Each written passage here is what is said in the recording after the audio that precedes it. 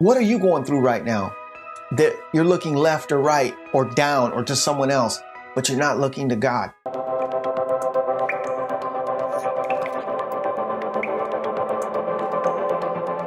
Hello everyone, my name is Angel Sandoval. Thank you so much for stopping by my channel. If you're new to my channel, I make these videos weekly in hopes that they encourage you. Guys, if you've been following my videos from last week, I've been reading the book of Samuel, 2 Samuel to be exact. And at this point, King Saul had already been removed from the world, shall I say, and his son Jonathan. However, his sons were still following David, trying to overthrow David's throne and still be king.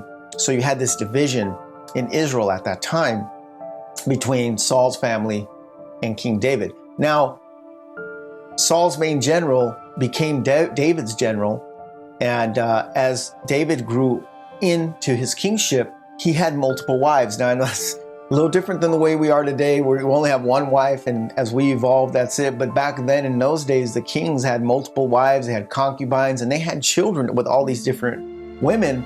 And as David's children grew up, they started warring against each other. And I didn't know all the things David had went through as a king. I always pictured him as King David, the one that conquered Goliath and just reigned as king. But no, this guy went through a lot, man. He went through being followed by Saul's family and all these other armies trying to kill him. And then he had problems within his own life. He fell to lust one day, and he saw this one beautiful woman. The Bible describes her beauty as unusual beauty. Now, that means that she was like really pretty. One day, David was standing over in his palace, and he looked down and he saw her bathing, and his lust sort of got in the way. Now, he could have had any wife he wanted, but he had eyes for this woman. He has her brought to him, ends up sleeping with her and gets her pregnant. Turns to find out that her husband was fighting for David on the main lines while he's over here being with this man's wife. So David tries to cover it up, and he brings this guy off battle in hopes that he'll sleep with his wife while he's home, and then he'll think the baby's his. But it doesn't work out like that.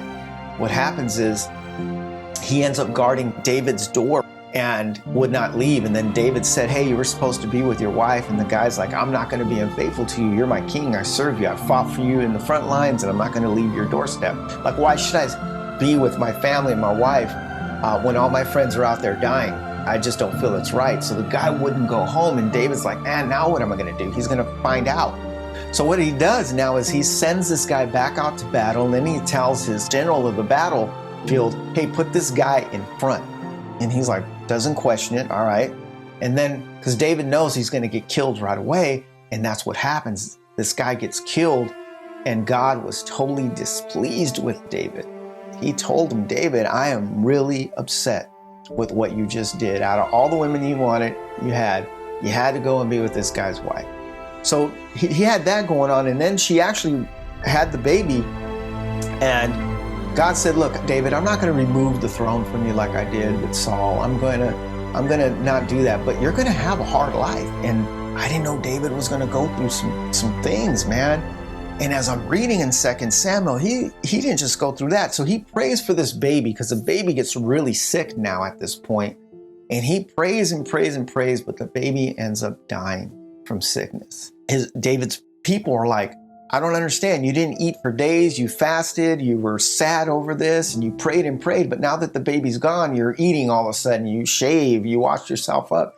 And David's like, one day I'll be with him, but he'll never come back to me. He meant the baby. So he kind of knew what he had to do, and he'd had to deal with that. On top of that, David had multiple sons and daughters from different wives. And they grew up, and one of his son's half-sister, he ends up seeing her and actually starts lusting after her. And he ends up having the son of David, having the daughter over to feed him, and he ends up raping her.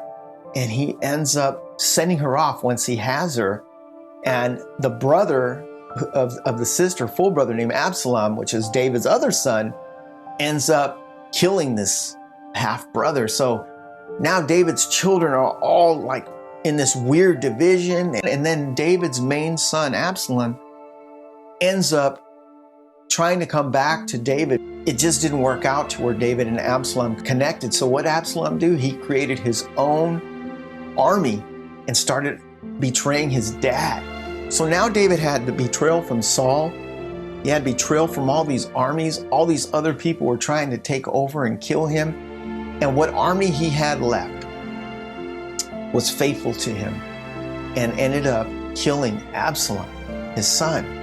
And David just was so torn and in so much pain because of everything that was happening in his life was just falling away. And I could imagine the pain it was for him not only to lose his one son, but to lose his other son.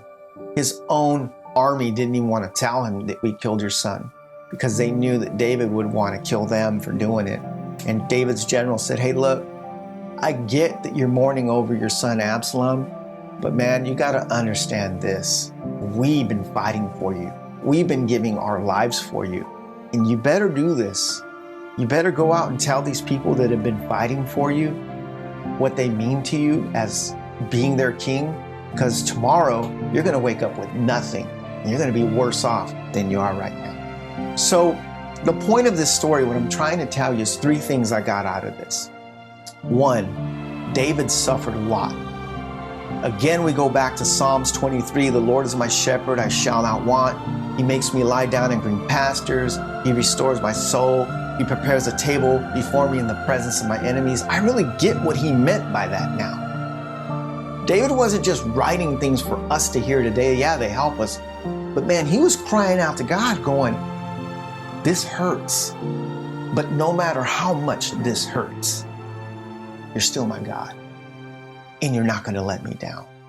And that's what God loved about David, is because no matter what he went through, he always looked up. So what are you going through right now that you're looking left or right or down or to someone else, but you're not looking to God? Or is God not answering your prayer in your timing? Or is he not answering the prayer the way you thought it should be answered? Trust in God. He's got you, and he's going to make it work out in your favor. And I don't know who needs to hear this, but God's timing is perfect. Keep trusting, and he'll take care of it. If you need any prayer, my email's on your screen. God bless you, and have a super blessed day. Please don't forget to subscribe by hitting the subscribe button below and clicking the bell icon for future messages.